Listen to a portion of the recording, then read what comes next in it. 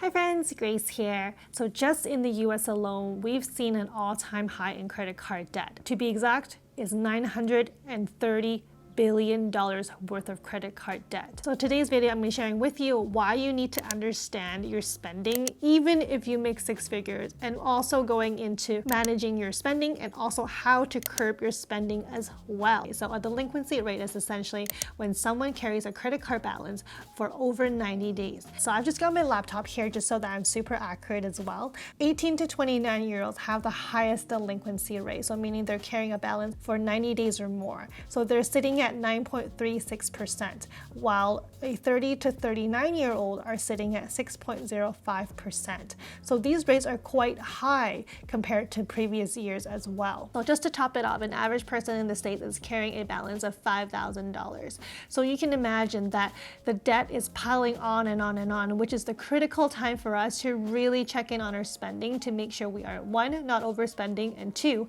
how we can manage our spending so that we do not incur even more debt. You might think that, people making over 100K, making 200 or 300K, because they have an abundance of money, that they don't have a problem with paying their credit card off. But I'm here to tell you that that is actually not the case. According to a study, 37% of those who make six figures are actually in credit card debt. So that really goes to show is that making more money does not actually mean you're good with money. It just means you have more access to money. So how many times have you put something on your credit card just because out of convenience? So let's say your vet bills, any car maintenance, right? It's just out of sight, out of mind. You just swipe it, and then at the end of the month, you open your statement, you're like, wow, I actually spent $2,000 this month just on random things that happen. Of course, it's great to collect points, swiping your credit card, but it becomes an issue when you are surprised to see your bill at the end of the month and then figuring out how to make these payments. Actually, many of us experience something what we call a lifestyle creep.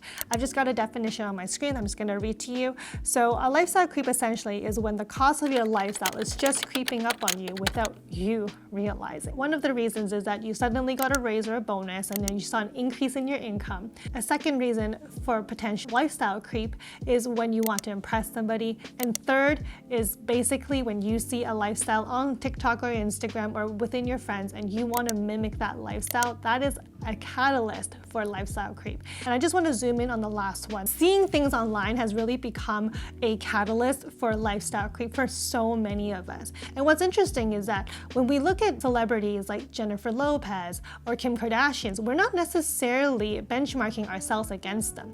In fact, we're not even looking to live the life that they live. However, what we're trying to get at is the 3 degrees of separation.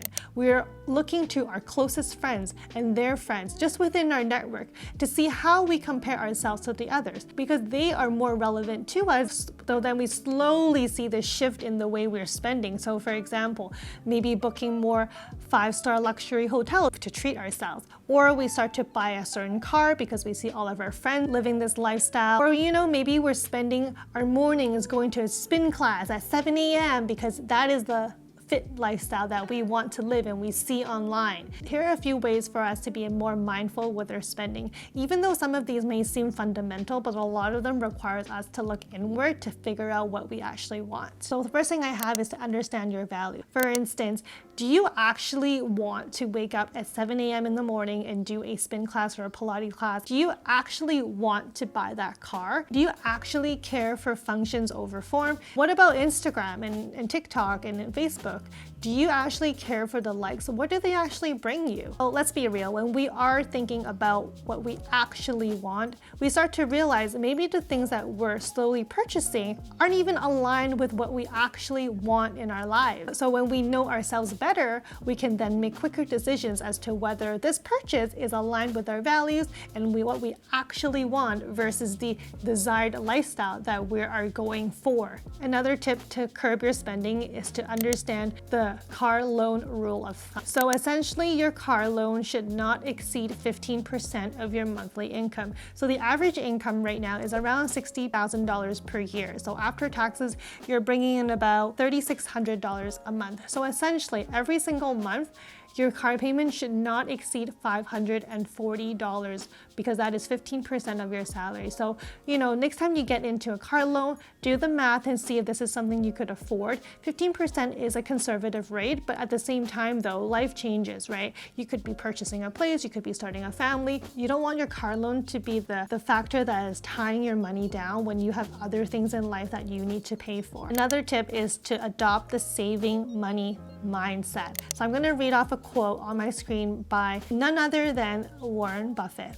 So Warren Buffett's words are, "Do not save what is left after spending, but spend what is left after saving." And I think this is so true. So many of us tend to save what is left after we've spent, and we call that our savings. But in reality, it's actually better to foster the habit of saving up first and then spending second. Another tip is to try to not put everything on a credit card. I know on my channel, I talk a lot about the benefits of credit cards and the points and the rewards you can get. However, something that you could do is essentially, instead of swiping your credit card every single time, is to actually swipe your debit card. I know that your debit card has no benefit whatsoever. There are no rewards, no points, nothing.